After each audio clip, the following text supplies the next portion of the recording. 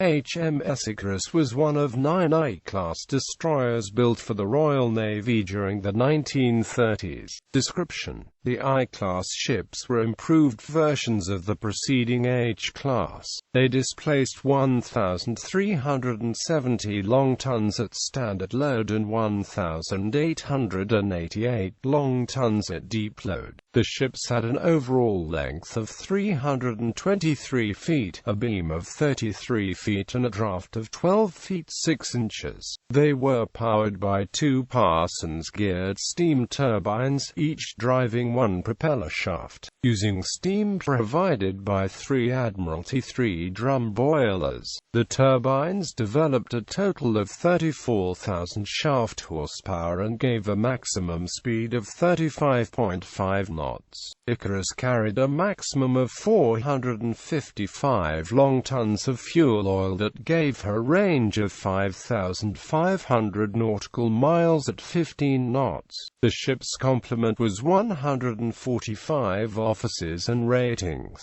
The ships mounted 4 4.7-inch Mark 9 guns in single mounts. For anti-aircraft defense, they had 2 quadruple Mark 1 mounts for the 0.5-inch Vickers Mark 3 machine gun. The I-class was fitted with 2 above-water quintuple torpedo tube mounts for 21-inch torpedoes. 1 depth charge rack and 2 throwers were fitted. 16 depth charges were originally carried, but this increased to 35 shortly after the war began. Construction in Korea. On the 29th of November 1939, Icarus sighted the German submarine U-35 between the Shetland Islands and Bergen, but was unable to launch an effective attack because her Aztec was out of commission. Fellow destroyers Kingston and Kashmir were called to the scene, and Icarus departed. Kingston was able to launch a successful depth charge attack, forcing the U-boat to surface and scuttle itself. Icarus participated in the Norwegian campaign in 1940, first capturing the 8,514-ton German supply ship Ulster on the 11th of April and then taking part in the Second Battle of Narvik on the 13th of April 1940. In early May 1941, the British Admiralty was on the alert that the Bismarck might attempt to break out into the North Atlantic, so Icarus was ordered to Scapa Flow for possible deployment against the Germans. On the 22nd of May, just after midnight, Icarus sailed along with the destroyers Akits, Antelope, Antony, Echo, and Electra, escorting the battlecruiser Hood and the battleship Prince of Wales to cover the northern approaches. The intention was that the force would refuel in Haval Fjord, Iceland, and then sail again to watch the Denmark Strait. On the evening of the 23rd of May, the weather deteriorated. At 20:55 hours, Admiral Lancelot Holland aboard Hood signaled the destroyers, "If you are unable to maintain this speed, I will have to go on without you. You should follow at your best speed." At 2:15 on the morning of the 24th of May, the destroyers were ordered to spread out at 15 miles intervals to search to the north. At about 5:35, the German forces were sighted by Hood, and shortly after, the Germans sighted the British ships. Firing commenced at 5:52. At 6:01, Hood took a 38 cm shell from Bismarck in the after magazine, which caused a massive explosion, sinking the ship within 2 minutes.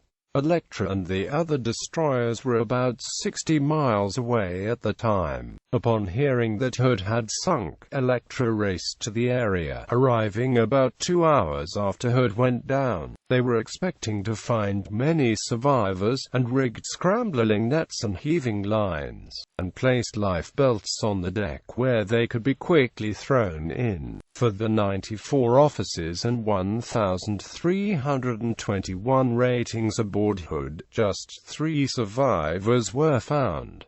Electra rescued them and continued searching. Shortly thereafter, Icarus and Antony joined in the search, and the three ships searched the area for more survivors. No more were found, only driftwood, debris, and a desk drawer filled with documents. After several hours searching, they left the area. She participated in Operation Pedestal, escorting a convoy to Malta in August 1942. Icarus was involved in many important events of World War II, Dunkirk, Spitsbergen, and numerous Atlantic and Russian convoys. Icarus sank 4 German U-boats. On the 14th of October 1939, she participated in sinking of U-45 in the western approaches with destroyers Inglefield, Ivanhoe and Intrepid. On the 29th of November 1939, U-35 was scuttled by its crew in the North Sea after a depth-charge attack from Icarus, Kingston and Kashmir. All 43 hands on board survived. On the 6th of March 1944 she sank U-744 while in company with the corvette Kenilworth Castle, the Canadian frigate St. Catharines,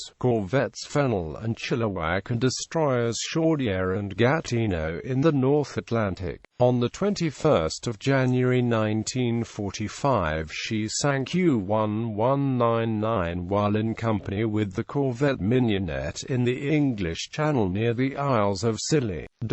A longtime captain of Icarus, Colin Maud, was the Juno Beachmaster at the D-Day landings. In the film The Longest Day, he was played by Kenneth More, complete with Bulldog. Lieutenant Commander John Simon Cairns, famous for his part in sailing HMS Amethyst down the Yangtze River, a feat made famous in the film Yangtze Incident, also served in Icarus as number 1. Icarus was paid off on the 29th of August 1946, handed over to the British Iron and Steel Corporation on the 29th of October 1946 and broken up at Troon in Scotland.